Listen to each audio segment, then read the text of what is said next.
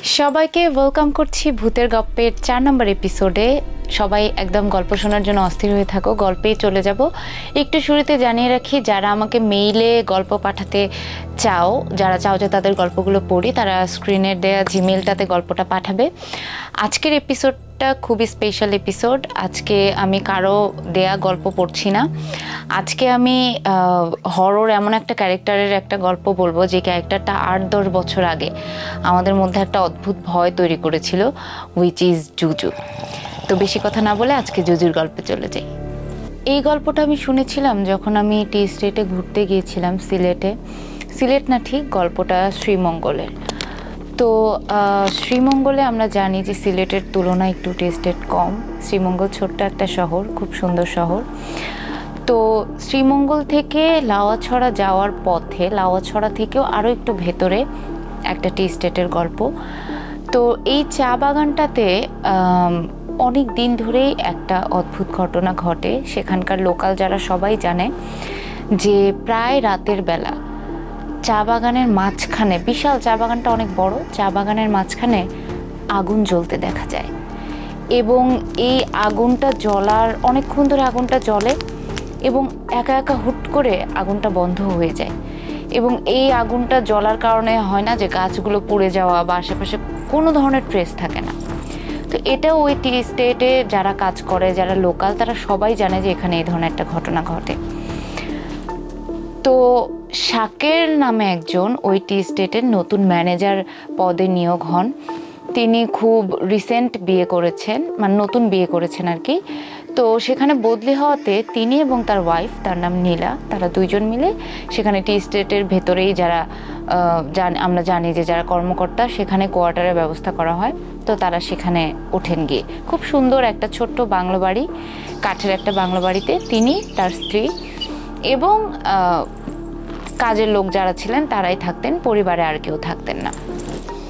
তো শ্রীমঙ্গল যাওয়ার পর সেখানে একে তো নতুন পরিবেশ, একটু মানিয়ে নিতে একটু সময় লাগে।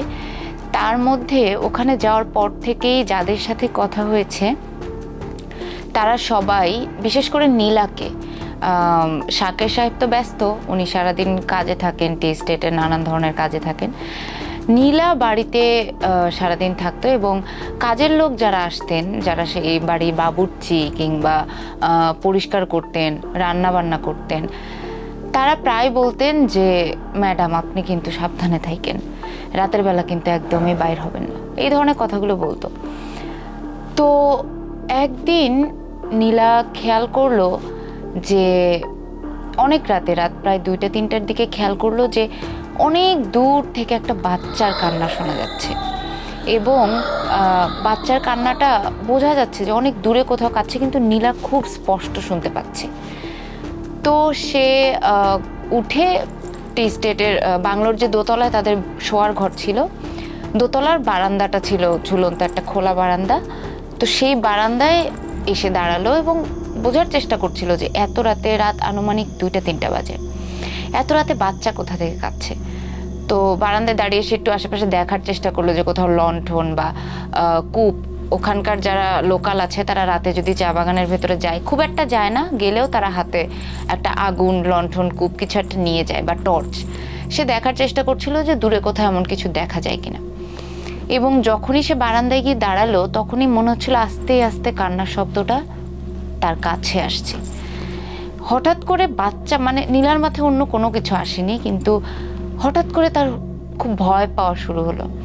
এবং সে যখন চিন্তা করলো যে না, আমি বারান্দায় দাঁড়াবো না, আমি ভেতরে চলে যাই, তখনই দেখলো দূরে, অনেকটা দূরে, টি স্টেটের একদম মাঝখানে ধাপ করে একটা আগুন জ্বলে উঠলো এবং দাউ দাউ করে সেখানে আগুন জ্বলছে। নীলা এত বেশি ভয় পেয়ে গেল এবং সে ওখান থেকে নড়তে পারছিল না, সে ওখানে ফেইন্ট হয়ে যায়। তো এরপর শাকের একটু পরে, মানে সে যখন পড়ে যায়, ধূপ করে একটা শব্দ হয়, তখন তো শাকের উঠে জিজ্ঞেস করে কি হয়েছে, চোখে মুখে পানি ছিটিয়ে। তো নীলা বলে যে এরকম বিষয়। তো এর পরের দিন শাকের জিজ্ঞেস করে ওখানে যারা লোকাল কাজ করে যে এরকম রাতে আমার ওয়াইফ দেখেছে এরকম আগুন জ্বলছে, কালকে কি চা বাগানে আগুন লাগছিল নাকি। তো কেউ দেখলো তাকে কোনো কিছু বলে না, মানে কোনো উত্তরই দিচ্ছে না, হ্যাঁ নাতে না, আমতা আমতা করছে। তো বিষয়টা আসলে শাকেরও অত একটা গুরুত্ব দেয়নি। এরপর আস্তে আস্তে নীলা খেয়াল করলো যে তার বাসায় মানে অদ্ভুত ঘটনা ঘটতো। একটা জিনিস এক জায়গায় রাখলে সেখানে থাকতো না, অন্য জায়গায় চলে যেত।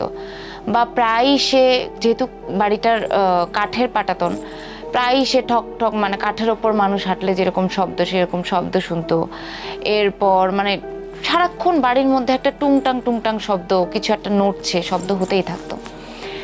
তো আস্তে আস্তে আস্তে আস্তে নীলার মধ্যে একটা অদ্ভুত ভয় ঢুকে গেল। কেন ঢুকলো সে জানে না, তার তার নিজের বাড়িতে তার ভয় লাগতো। শাকেরকে সে দু একবার বলেছেও যে আমার এখানের পরিবেশটা আসলে ভালো লাগছে না, আমরা আসলে অন্য কোথাও একটা বাসা নিই বা এখানে না থাকি। তো বলে যে টি স্টেটের ভেতরে এত সুন্দর এনভায়রনমেন্ট, আস্তে আস্তে ঠিক হয়ে যাবে, নতুন, এই ধরনের কথা বলে। তো মাসখানেক চলে এবং এর মধ্যে নীলা খুব অদ্ভুত স্বপ্ন দেখে এবং স্বপ্নে সে একটা বাচ্চাকে দেখে, যে বাচ্চাটা আসলে মানে পুরো গায়ে অনেক পশম বাচ্চাটার, এরকম একটা বাচ্চা প্রায় তার স্বপ্নে আসে। তো এই বিষয়গুলো নীলাকে খুব ডিস্টার্ব করছিল। তো এরকম প্রায় 1-1.5 মাস কেটে যাওয়ার পর একদিন নীলার হঠাৎ করে খুব শরীর খারাপ করে, বমি কয়েকদিন ধরে। তো ডক্টর আসে, এসে দেখে যে টেস্ট করায়, টেস্ট করানোর পর টেস্টে প্রেগনেন্সি রিপোর্টে পজিটিভ আসে, সে অন্তঃসত্ত্বা। তো বিষয়টাতে ওরা খুবই খুশি এবং শাকের খুব খুশি ছিল, কিন্তু নীলার এই খবর শোনার পর থেকেই মানে ওর ভেতরে একটা অস্থিরতা, একটা অদ্ভুত ভয় কাজ করছিল। তো ওর এই প্রেগনেন্সি রিপোর্টটা পাওয়ার পর থেকে সেই যে রাতেও বাচ্চার কান্না শুনেছিল, সেই কান্নাটা ও আগে মাঝে মাঝে শুনতো, এখন প্রায় শোনে, প্রায় প্রত্যেক দিন রাতে শোনে সে এরকম বাচ্চা কান্না করে। এবং এই যে আগুন ধরা বিষয়টা, এটা সে এখন প্রায় দেখে। এবং শাকের পরে আস্তে আস্তে ধীরে একটু জিজ্ঞেস করে খোঁজখবর নিয়ে জানতে পারে যে এই চা বাগানে এরকম একটা ঘটনা ঘটে। তো এরপর কান্নার সাথে সাথে আস্তে আস্তে একটা খুব স্ট্রং একটা শব্দ, একটা কথা নীলা শুনতে পায়, সেটা হচ্ছে আসছে। কেউ একজন তার কানে কানে ফিস ফিস করে রাতে বলে যে আসছে আসছে। কি আসছে, কোত্থেকে আসছে, নীলা কিছুই জানে না। তো এরপর প্রায় এরকম করে প্রায় 1-1.5 মাস কেটে যায়। 1-1.5 মাস পরে নীলা দেখে যে ও যেই ঘরে, যে কিচেনে ওরা রান্না করে, সেই কিচেনে একদিন দুপুরবেলা, ভর দুপুরবেলা নীলা কিছু একটা রান্না করছে বা গরম করছে। কিচেনের ওপর যে তাক থাকে, হুট করে ওখান থেকে টপ টপ করে পানিও না, আঠালো কিছু একটা পড়ছিল ওর হাতের ওপর, নীলা হাতের ওপর পড়ে। ও যখন ওপরে তাকায় তখন দেখে যে ওই যে লোমশ বাচ্চাটাকে সে স্বপ্নে দেখে, ওই বাচ্চাটা তাকের ওপর থেকে উবু হয়ে তার দিকে তাকিয়ে আছে। ওই রকম একটা সিচুয়েশনে একটা মানুষ কি করবে, তার মধ্যে সে প্রেগনেন্ট মানে, এবং বাচ্চাটা তাকে শুধু বলে আসছে, একটুকুই বলে। নীলা ওখানে অবভিয়াসলি ফেইন্ট হয়ে যায়। তো এরপর যখন তার জ্ঞান ফেরে, সাক্ষের আসে, নীলা বলে আমি এই বাড়িতে কিছুতেই থাকবো না, আমাকে এখান থেকে নিয়ে চলো, আমাকে মায়ের বাসায় পাঠিয়ে দাও, কিছু একটা করো। তো শাকের তাকে বুঝাই সুঝে, আচ্ছা আমি মানে বদলি হওয়ার চেষ্টা করছি, করছি, আর কিছুদিন থাকো, আমি মাকে খবর দিচ্ছি, মা আসছে। তো এরকম করে আরও 1-1.5 মাস কেটে যায়, এরকম টুকটাক ইনসিডেন্ট হতেই থাকে। এরপর আস্তে আস্তে শাকের খেয়াল করে যে নীলার মধ্যে অনেক চেঞ্জেস আসে। নীলা আগের মতো কথা বলে না, হাসে না, একদিকেই তাকিয়ে থাকে, নিজে নিজে কথা বলে, এই জিনিসগুলো হতেই থাকে। তখন শাকের একটু আশেপাশে মানুষের সাথে খোঁজ খবর নিয়ে জানতে পারে প্রথম জুজুর কথা। নীলার বাড়িতে যেই কাজের লোকটা, যে কাজের মাসিটা রান্না করত, সে হচ্ছে খাসিয়া সম্প্রদায়ের একজন মহিলা, তিনি রান্নার কাজ করতেন। তিনি একদিন শাকেরকে বলেন যে সাহেব, আপনি ওনাকে নিয়ে এখান থেকে চলে যান, কারণ জুজু, আমরা বুঝতে পারছি যে জুজু আসছে, কারণ সে যখন আসে তখন আগের থেকে আমরা বুঝতে পারি জায়গাটার বাতাস অনেক ভারী হয়ে যায়, অনেক ধরনের অতিপ্রাকৃত ঘটনা ঘটে, হুট করে বৃষ্টি, হুট করে রোদ, রাতের বেলা চাঁদ দেখা যায় না, মেঘ ঢেকে ফেলে, এরকম ঘটনা কয়েকদিন ধরে ঘটছে। জুজু আসছে এবং এইটা আসার অন্যতম কারণ মানে ম্যাডাম অন্তঃসত্ত্বা, সে প্রেগনেন্ট। যখনই কোনো প্রেগনেন্ট মহিলা এই টি স্টেটে এসেছে তখন বাচ্চাটা বাঁচেনি। এর আগেও আরও অনেকবার এই ঘটনা ঘটেছে। আমাদের পরিবারেও যখন কেউ প্রেগনেন্ট হয় আমরা তাকে অন্য জায়গায় পাঠিয়ে দিই, কারণ জুজু বাচ্চা খেয়ে ফেলে। তো এইটা শোনার পর শাকেরও একটু মানে সে একটা পাত্তা না দিলেও নীলার বিহেভিয়ারের চেঞ্জ এবং এই কথাগুলোতে শাকেরের একটু মনে হয় যে ঠিক আছে। এবং জুজু ব্যাপারে শাকেরের আগে থেকে একটু ধারণা ছিল। জুজু ব্যাপারে আপনাদের বলে নিই, জুজু সিলেট এলাকায়, বলা হয়ে থাকে সিলেট এবং শিলং, ভারতের শিলংয়ের যে বর্ডার, এই দুইটা জায়গায় আসলে জুজু ঘোরাঘুরি করে। শিলংয়েও থাকে, এখানেও থাকে। বেসিক্যালি পাহাড়ি এলাকাগুলোতে মায়েরা, অনেক বছর ধরে একটা মিথ আছে, মায়েরা বাচ্চাদেরকে খাওয়ানোর জন্য বা ভয় দেখানোর জন্য বলতো যে জুজু আসবে কিন্তু খেয়ে ফেলো, এবং বলতে বলতে হুট করে সত্যি ওই জুজু চলে আসতো এবং বাচ্চাদেরকে খেয়ে ফেলতো। তো শাকের এই ব্যাপারগুলোর সাথে একটু একটু পরিচিত ছিল। শাকের ভাবে যে না, সে এখান থেকে শিফট করবে বা ওয়াইফকে পাঠিয়ে দেবে ভাবছিল। এর মধ্যে একদিন রাতে শাকেরের জীবনে মানে এমন একটা ঘটনা ঘটে যেটা সে এখনো রিগ্রেট করে, সে কোনোদিন ভুলতে পারবে না। সেটা হলো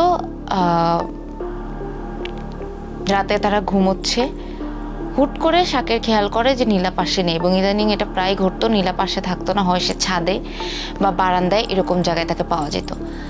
তো শাকের যখন পেল না, তখন সে শুনছিল যে কিসের যেন একটা গুজগুজ গুজগুজ করে কথা বলার শব্দ আসছে নিচের ফ্লোর থেকে। তো সে দৌড়ে নিচে চলে যায় এবং নিচে গিয়ে সে যা দেখে যে নিচের একটা ঘরে, সেই ঘরে মানে ঘরটা একটু স্টোর রুম টাইপের, সেই ঘরে উল্টো মানে দরজার দিক থেকে উল্টো হয়ে ঘুরে নীলা বসে আছে।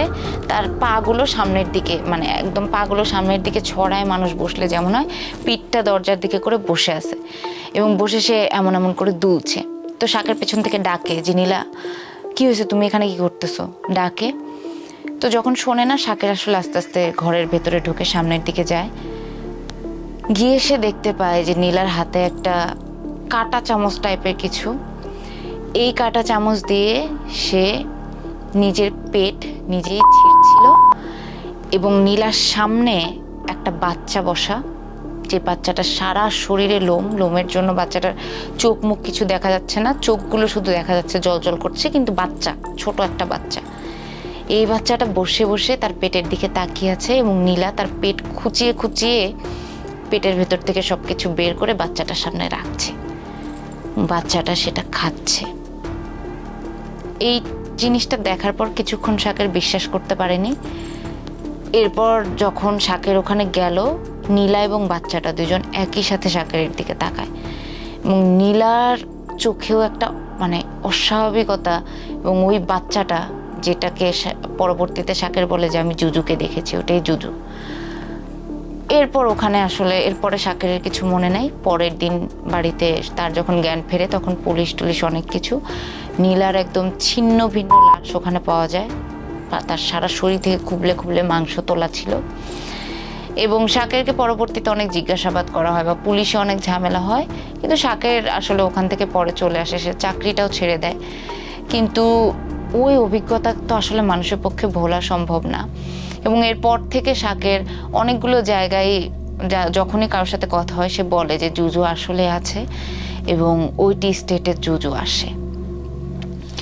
তো এই ছিল আজকের ঘটনা। জুজুকে নিয়ে আরও অনেক মিথ আছে। আজকের পর্বটা জুজু স্পেশাল পর্ব ছিল। এখন আমি চলে যাব আমাদের যেই 5টা ফ্যাক্ট থাকে সেই ফ্যাক্ট নিয়ে, এবং এই ফ্যাক্টগুলো আজকের 5টা ফ্যাক্টই থাকবে জুজুকে নিয়ে। সো চলে যাচ্ছে আজকের প্রথম ফ্যাক্টে। জুজু মানুষের ভয়েস মিমিক করতে খুব পছন্দ করে, এবং বিশেষ করে আপনার প্রিয় মানুষের ভয়েস, কণ্ঠ সে মিমিক করবে। ধরেন পাহাড়ে অনেক সময় মায়ের কণ্ঠ হয়ে বাচ্চাদেরকে সে ডাকে, যেহেতু সে বাচ্চাদেরকে খেয়ে ফেলে, অথবা বাচ্চার কণ্ঠ হয়ে বা বাচ্চার কান্না হয়ে সে মাদেরকে ডাকে। সো পাহাড়ে যখনই পাহাড়িরা, পাহাড়ে না, সিলেটের চা বাগানে বিশেষ করে কেউ যখন নিজের পরিচিত কারো কণ্ঠ শোনে, সে 2 বার ভাবে যে আসলে আমার পরিচিত কেউ নাকি জুজু।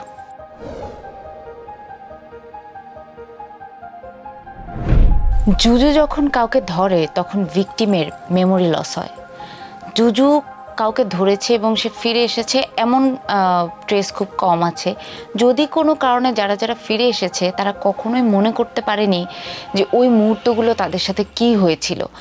এবং শুধুমাত্র ওই মুহূর্ত না, এমনও হতে পারে যে জুজু আপনাকে ধরেছে এবং আপনি ফিরে এসেছেন, এরপর আপনার অতীতের পুরো অতীত জীবনটাই আপনি ভুলে গেলেন। অর্থাৎ জুজু মানুষকে ধরলে মানুষ নিজেকে ভুলে যায়, নিজের সব কিছু ভুলে যায়।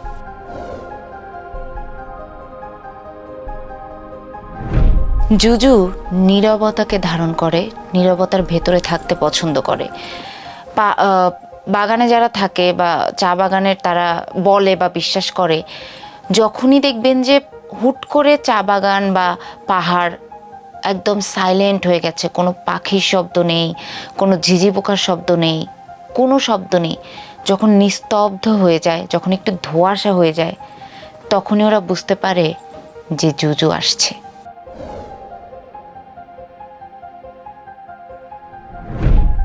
জুজু কখনো কোনো ফুটপ্রিন্ট বা তার কোনো পদচিহ্ন রেখে যায় না। জুজু যখন আপনার পিছু নেবে বা আপনাকে ফলো করবে, তখন কিন্তু আপনি বুঝতে পারবেন, শব্দ শুনবেন যে কেউ আপনাকে ফলো করছে, কিন্তু আপনি কখনোই তার কোনো পায়ের ছাপ, পেছনে তাকালে মাটিতে কোনো ছাপ পাবেন না। জুজু তার কোনো ফুটপ্রিন্ট রাখে না।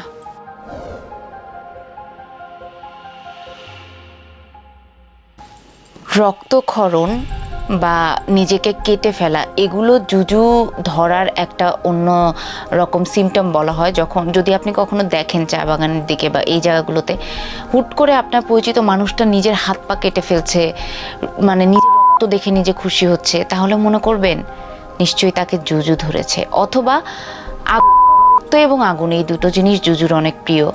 মানুষ নিজের গায়ে হুট করে কোনো কারণ ছাড়া গায়ে আগুন জ্বালিয়ে নিজেকে পুড়িয়ে ফেলেছে, অথবা যেটা গল্পে বলছিলাম যে হুট করে চা বাগানের মাঝখানে দেখবেন আগুন জ্বলে উঠছে বা বিদ্যুৎ চমকে উঠছে, তখন মনে করবেন যে জুজু আসছে। এই ছিল আজকের জুজু স্পেশাল এপিসোড। আপনাদের কাছে জুজুকে নিয়ে কোনো গল্প থাকলে, অভিজ্ঞতা থাকলে এই স্ক্রিনের দেওয়া মেইলে আমাকে অবশ্যই পাঠাবেন, এবং গতকালের গল্প পেজের যে ইনবক্স আছে সেখানে আমাকে পাঠাবেন। সবাই ভালো থাকবেন, সুস্থ থাকবেন, এবং শ্রীমঙ্গল বা সিলেটে যারা যাবেন তারা অবশ্যই সাবধানে যাবেন।